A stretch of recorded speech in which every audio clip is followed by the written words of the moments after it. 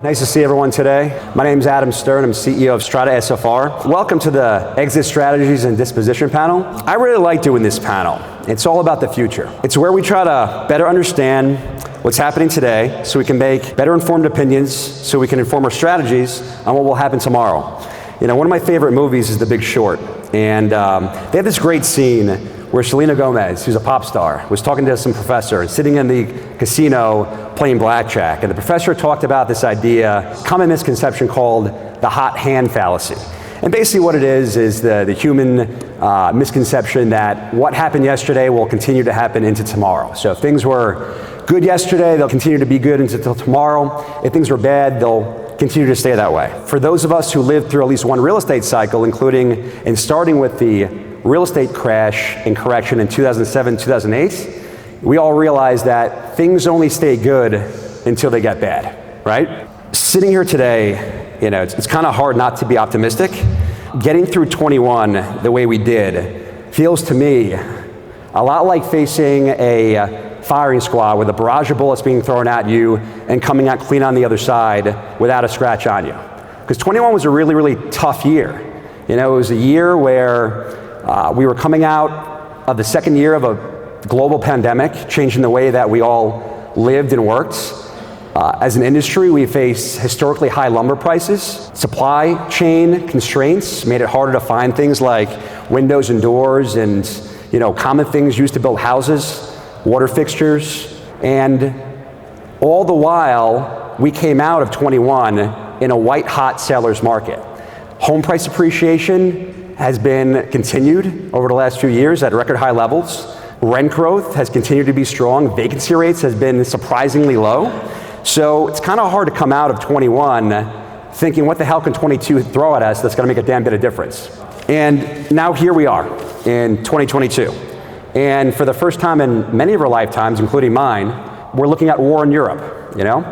And as a business owner and as a broker, I think about how people will react to the things to come. You know, will a gallon of gas or a gallon of milk or a carton of eggs cost more tomorrow than they cost today?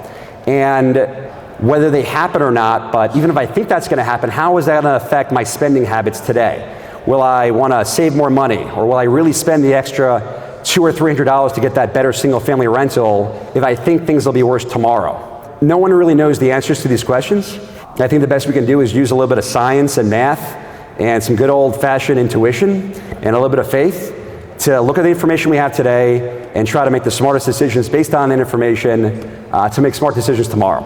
And that's what the panel is all about. I'm not going to promise you we're going to get to answer all those questions, but by chance, if we don't answer every single one of those questions, I know that I always enjoy getting calls from my fellow IMN attendees, and I know my panelists feel the same way, and if anyone wanted to find out every single answer to every single question that I just posed, any one of these people will be more than happy to give their opinion. How can the disposition process be made more efficient? Our strategy, we more focus on placing a deal with the right investor or investors to create a limited amount of competition in every deal, but competition nonetheless. And one of the things that I think most of the developers and builders that I talk to, what they end up doing wrong is they look at a project and they have a certain strategy on that project. And a lot of the builders I work with are regional or even smaller builders, and they're looking at what's going on in the build for rent segment and thinking, I want a piece of it. You know, how do I do what I do really well, which is finding land, entitling land, and building units eventually for retail sale? So they'll give me a deal and they'll say, hey, we want you to go out and sell this. And they're thinking about it like a retail project. And a lot of times we have to take a step back and better understand what the ultimate goal of the builder or developer is. How much risk are they willing to take and what their capital reserves look like? How much infrastructure do they have to take a project either through entitlement or lot development or vertical building? And what we find a lot is the reason why they like the build for rent segment so much is not because, well, they think they can maximize their profit just as well on the build for rent segment as they can in the retail segment, and a lot of times they're right, but a lot of times what ends up happening is what the build for rent segment offers to them is risk reduction. They're able to do a lot of different structures that you can't do on the retail side, like selling a C of O product today where they know exactly the price they're getting, which means they can order materials and they can get at a billing pace that's going to be a very, very definite thing. Some of them end up selling lots and signing on as a fee developer, where they're getting their money off the table as a lot owner, and they're making profit there. They're reducing their risk on their vertical build because they're most of the time asking for a cost plus contract, and they're giving up some profit by exiting earlier and taking a risk off the table, but they still have income at the end of the day.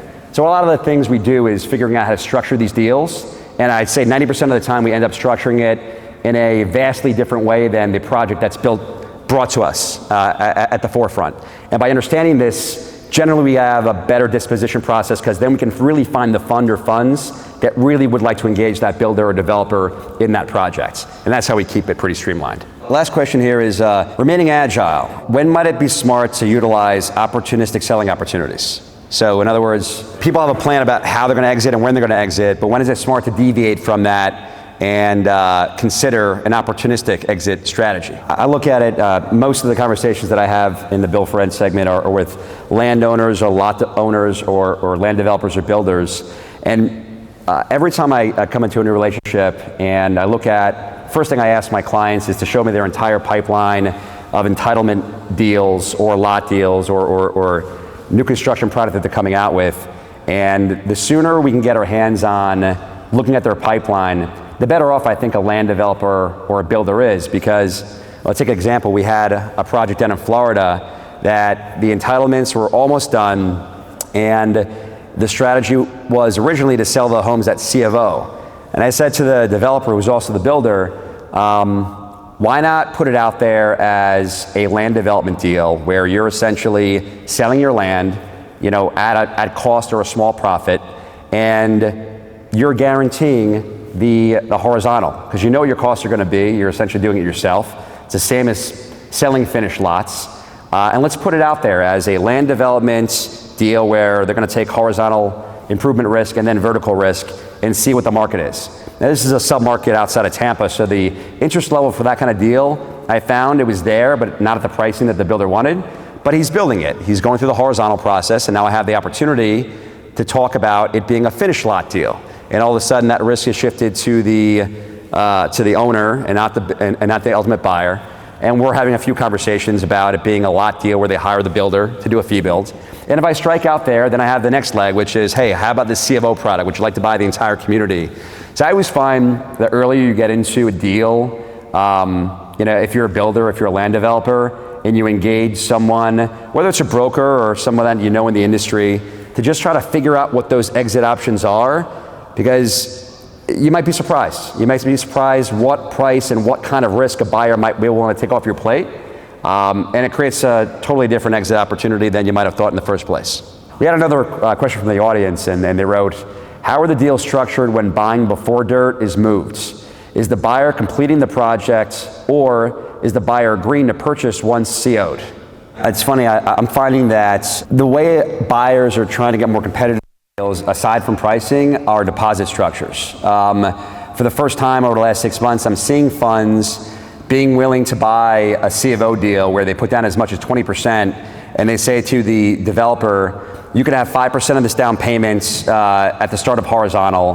Once you're at the end of horizontal, the next 5% will get released. Once you start vertical, the next 5% will be released, and the additional 5% will be going hard at the end of due diligence. And what that means to the builder at the end of the day is they're getting an interest-free loan in the form of a down payment that they can either use to replace or subsidize their cost of financing on the horizontal development side, or even part of the vertical development side. So while they might not get the price they're looking for, or they'll get the price they're looking for, and they have to choose, do I do a deal where I make my profit going retail or go through the Build for Rent segment? Well, that whole deposit structure opportunity becomes really, really interesting, because it means you're getting free money for a certain period of time, and you're also locking in the buyer to the deal. They have a vested interest in staying with the deal all the way through finish. So you don't have to worry about a downturn of the market where your buyer's going to go away and say, hey, not interested anymore, talk to my attorney next. Appreciate you listening.